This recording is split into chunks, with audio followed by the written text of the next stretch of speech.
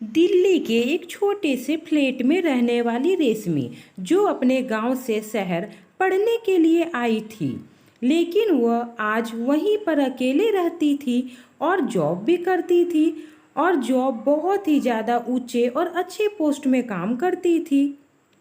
उसको जब अपने परिवार के बारे में कुछ भी मालूम नहीं कि वे लोग कैसे हैं, क्योंकि 8 साल से ना तो वह अपने गांव गई है, ना वहां से कोई आया उसका हाल चाल पूछने वाला। शायद माँ घर में होते हुए भी कोई नहीं था। वह अकेले जॉब करके अपनी जिंदगी को जीती थी। आज 6 साल में उसने अपने माता पिता से बात तक नहीं की। उसके साथ ऐसा आखिर क्या हो गया कि आज ही रेशमी को अपने गांव अचानक जाना पड़ा। दरअसल आज उसके गांव से एक चिट्ठी आई थी, जिसमें लिखा था कि तुम्हारे पापा की मृत्यु हो गई है। तो रेशमी अपने ऑफिस से 20 दिन की छुट्टी लेकर के निकल पड़ी अपने गांव केवरा की ओर। केवरा वैसे तो कहने में एक गांव था, लेकिन उसको किसी भी शहर से कम नहीं कहा जा सकता। वहाँ पर हर प्रकार की सुविधा उपलब्ध थी। वहाँ के स्कूल में पढ़ाई, नई टेक्नोलॉजी के बोर्ड्स थे, जिसकी मदद से बच्चों को पढ़ने में आसानी होती थी। उस गांव की उन्नति में सबसे बड़ा हाथ रेशमी के पिताजी रंजीत जी का था। रंजीत जी बहुत ही भले इंसान थे। वे किसी के कभी भी बुरा नहीं करते थे। कहना तो क्या है, वह किसी के बारे में बुरा सोचते भी नहीं थे। रेशमी जब वहां पहुंची तो उसने अपने पिता की बॉडी को देखा।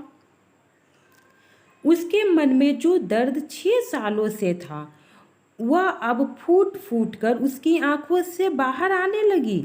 बॉडी देखकर उसे रहा नहीं गया और वह वहीं पर चिल्ला चिल्ला कर रो पड़ी। किसी के चुप कराने पर भी रेशमी चुप नहीं हो रही थी। यह उसके लिए बहुत बड़ा एक झटका था। पापा उसके पास ही उसका भाई बैठा था। रेशमी के भाई अब बर्दाश्त नहीं हो रहा था रेशमी से, तो वह अपने भाई को गले लगाकर रो पड़ी। जब उसका मन हल्का हो गया तो उसने अपने भाई से पूछा कि भाई ये सब कैसे हो गया। तब उसका भाई बोला कि पता नहीं, जब हम सुबह उठे तो देखा कि पिताजी अभी तक सोए हुए हैं। जब मैंने उनको उठाना चाहा तो वह नहीं उठे। मैंने जल्दी से डॉक्टर को कॉल किया। उन्होंने आते ही बता दिया कि इनकी डेथ हो गई है। डॉक्टर के हिसाब से पापा को हार्ट अटैक आया था, इसलिए वह सोए के सोए ही रह गए। अब रेशमी से रहा नहीं जा रहा था, इसलिए उसने अपने पिता के चेहरे से कपड़े को हटाया।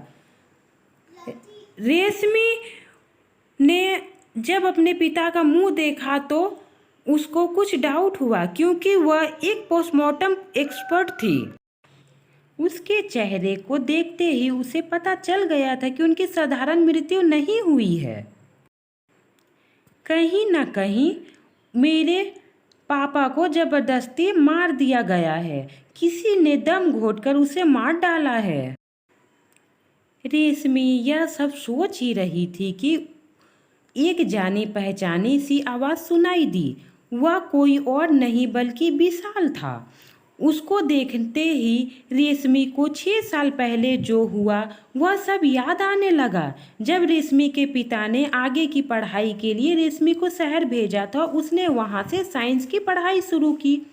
शहर में वह जहाँ रहती थी उसी के पास फ्लैट में एक विशाल रहता था। अब साथ में ही फ्लैट में होने के कारण दोनों में बातचीत होने लगी।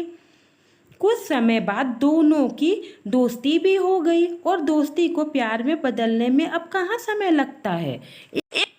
एक दिन विशाल ने अपने प्यार का इजहार कर दिया, और रेशमी को भी यही चाहती थी, इसलिए उसने हाँ कर दी, क्योंकि रेशमी भी उसे सच्चे दिल से प्यार करती थी और लड़का भी सच्चे दिल से प्यार करता था। दोनों के तरफ से प्यार सच्चा था। रेशमी को पता था कि उसके पिता हमारी शादी को नहीं मानेंगे, तो उसने विशाल को कोर्ट मैरिज कर ली। फिर उसके बाद अपने पिता को शहर बुलाकर बताया। जब रंजीत जी को इस बारे में पता चला तो वह अपनी बेटी से बहुत नाराज हो गए, और वह भी क्यों ना, उसने अपनी बेटी के पढ़ने के लिए शहर भेजा था, ना कि शादी करने के लिए। वो भी किसी अनजान से, बिना घर में बताए लव मैरिज कोर्ट में करना, क्या ये सही था? कम से कम कोर्ट मैरिज करने से पहले एक बार अपने पापा से रेशमी को पूछना तो चाहिए। यह बात को लेकर के रंजीत जी अपने बेटी से बहुत ज़्यादा ही नाराज थे और बेटी को भी कभी ना देखने का प्रण लेकर वह शहर में वापस आ गए। अब बोले कि मैं मर भी जाऊं तो अपनी बेटी का चेहरा नहीं देखूंगा, और अपनी बेटी को कहा कि तुम जीते मेरे जीते जी कभी गांव मत आना, मेरे जीते जी। रेशमी रोती रही और अपने पापा को समझाने में बहुत कोशिश की, पर रंजीत जी नहीं माने। उसको बहुत क्रोध था क्योंकि उसकी एक ही बेटी थी। उन्हें मन था कि वह धूमधाम से बेटी की शादी करूंगा। जब यह लव मैरिज का पता चला तो रंजीत जी बहुत ज़्यादा दुखी थे। उसके बाद रंजीत जी ने रेशमी से कभी बात नहीं की। अब 1-2 साल में ही रेशमी की नौकरी लग गई और विशाल को भी नौकरी में एक अच्छे पोस्ट में ज्वाइन कर दिया।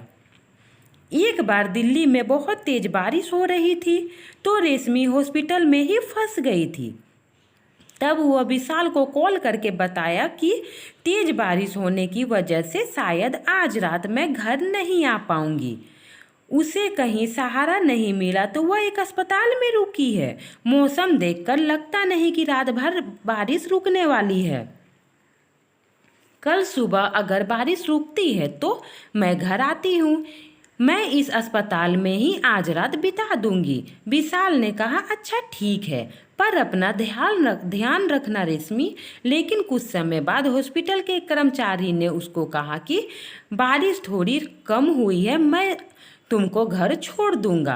कुछ समय बाद विशाल के घर पहुंच गई और उसने दरवाजा खटखटाया।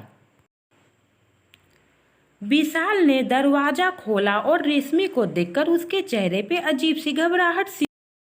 जब वो बेडरूम की तरफ आगे बढ़ने लगी तो विशाल ने उसको रोकना चाहा, लेकिन रेशमी नहीं रुकी। और जब वो वहां गई तो उसने देखा कि एक लड़की उसके बेड पे उसके ही कपड़े पहनकर सोई है। रेशमी को बहुत गुस्सा आया और उस अगले ही दिन विशाल का घर छोड़ दिया और अपनी एक सहेली के घर में रहने के लिए चली गई। विशाल ने उसको बहुत समझाया ना चाहा, पर वो कुछ सुनने के लिए तैयार ही नहीं थी। आज 3 साल बाद जब उसने विशाल को देखा तो उसे गला लगाकर उनसे बात करने की कोशिश की। उस रात क्या हुआ था? विशाल ने उसको बताया कि जब उसका फ़ोन आया उसके बाद कुछ ही देर बाद एक लड़की ने मेरा दरवाज़ा खटकाया। जब मैंने दरवाज़ा खोल कर देखा तो सामने मेरी एक दोस्त थी जो पूरी तरह बारिश की वजह से भीगी पड़ी थी। मैंने उसको अंदर बुलाया और उसे कपड़े चेंज करने के लिए तुम्हारे कपड़े दिए और अपने बेडरूम में उन्हें कहा कि सो जा, और मैं बाहर सोफे पे ही सो गया था। लेकिन तुमने कभी मेरी पूरी बात सुनने की कोशिश ही नहीं की और जल्दबाजी में फैसला ले लिया मुझसे दूर होने का। मैंने तुमको बहुत फ़ोन किए पर तुमने कभी फ़ोन उठाई ही नहीं, तुमने कभी मुझसे बात करने की कोशिश की ही नहीं। फिर दोनों ने एक दूसरे को गले मिले और रोने लगे।